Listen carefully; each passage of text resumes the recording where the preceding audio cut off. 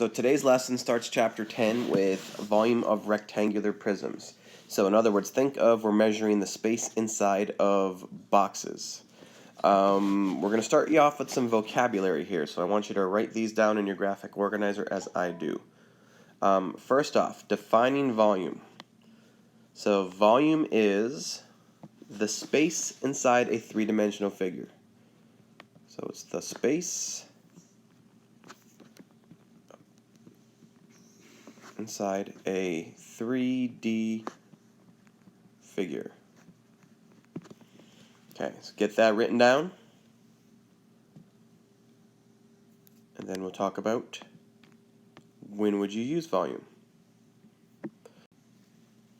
So there are a bunch of different situations where you would use volume. And one I can think of right now is if you're measuring how much water could fit in a kitchen sink, or if you want to measure how much cereal fit in a cereal box. So we're just going to write one of those down real quick. We could say the amount of cereal in a cereal box.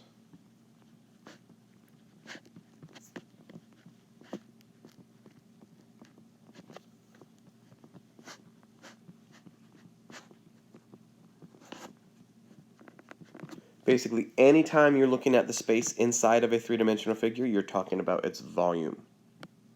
Now, I'll give you an example. Example of volume, well, I could just kind of gave you one there. The space inside of a cereal box.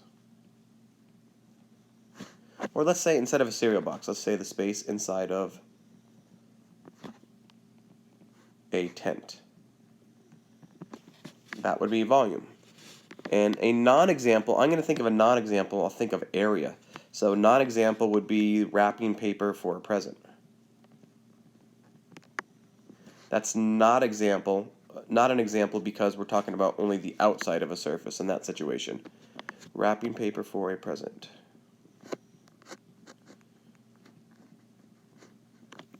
Okay, so get that written down. And then we're going to move on to the next page. If you still need time to write it down, you might want to pause it.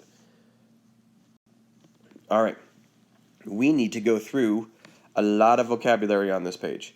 So we will get started here and talk up here. It says, words, the volume V of a rectangular prism is the product of its length, its width, and its height. Here is the formula you're going to be using. V equals length times width times height. Or this is a different formula we're not going to talk about too much today. Volume is big B times H. This is a formula that we'll be using for volume of different prisms, but it does work for rectangular prisms. But we are going to just focus on length times width times height today because it tends to be easier. So let's start.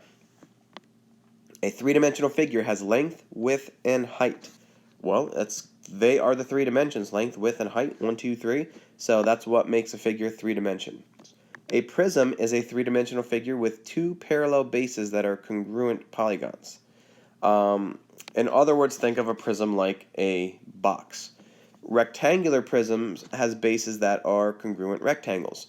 We'll be talking more about triangular prisms that have two triangle bases. You could have hexagon prisms that have two hexagon bases. There are lots of prisms. Volume is the amount of space inside a three-dimensional figure, and here's something really important. It is measured in cubic units, which can be written using abbreviations and an exponent of 3, such as cubic units or cubic inches. So remember, in the last chapter, area was always square units. Volume is always cubic units, to show that there are three dimensions. Alright, so now we're going to move on to the next page and talk about some examples. We'll start you off with the easy ones. So in number 1, it says, find the volume of the rectangular prism. Now notice they used the formula big B times H here. Remember, we won't talk about that until tomorrow. We're going to use length times width times height. So I want you to write that down with me here. So here's our prism. So we're going to start off with V equals LWH. Then we're going to substitute. V equals, here's our width, here's our length, here's our height. It does not matter which one is length, width, or height, so don't worry about the order of those. Just get the three dimensions, 12 times 10 times 6. So get that written down. And the last thing we're going to do is we are going to solve it.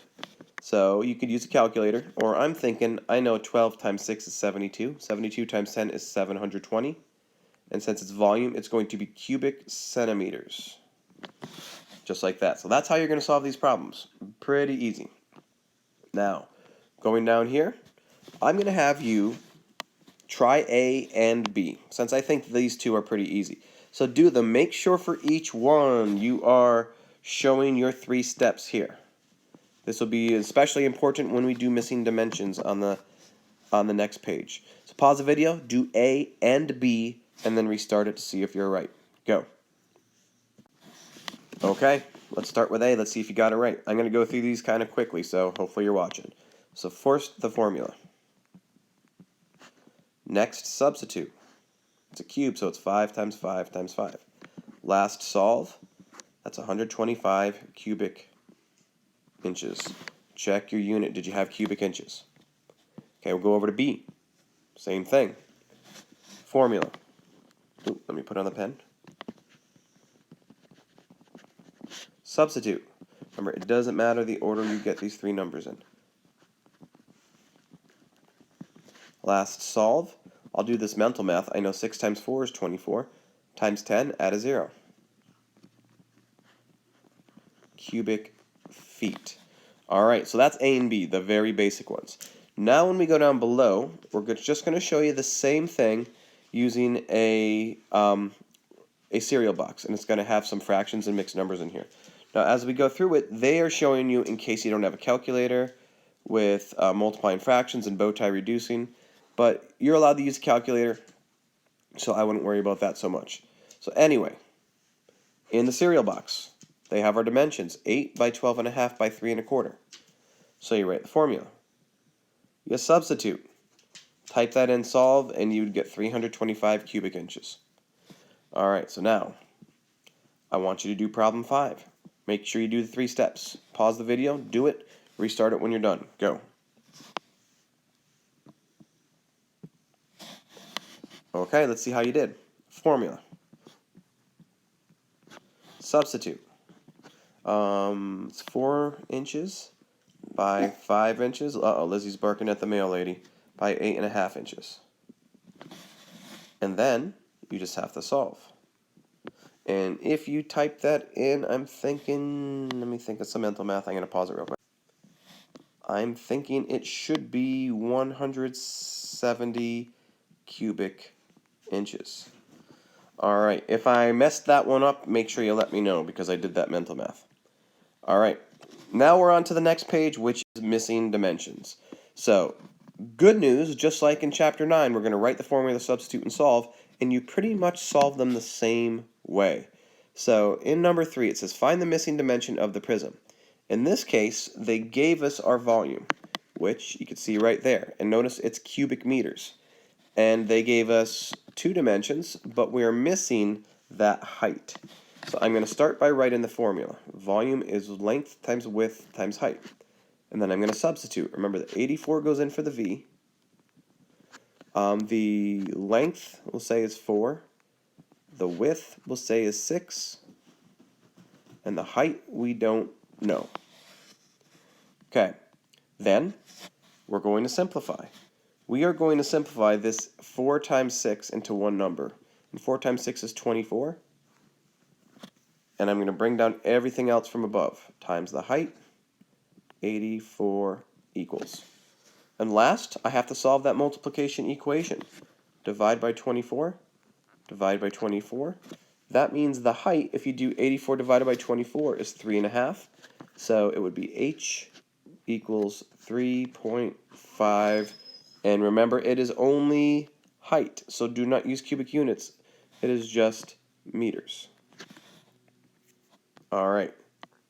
Now, your job is to try problem D. So, do all your work up here. Write the formula, substitute, solve. You'll have to simplify like I did, circled in black over there. So, when you're done, restart it, see what you get. All right, let's see how you did. So, I'm going to start with my formula for volume. And its volume is length times width times height. Now I'm going to substitute. the 94.5 is volume, so I'm going to get 94.5 equals my length is 7. My width I don't know. And my height is 3. Okay, next I'm going to simplify. I'm going to simplify the 7 times the 3 to 21. But I'm going to bring everything else down.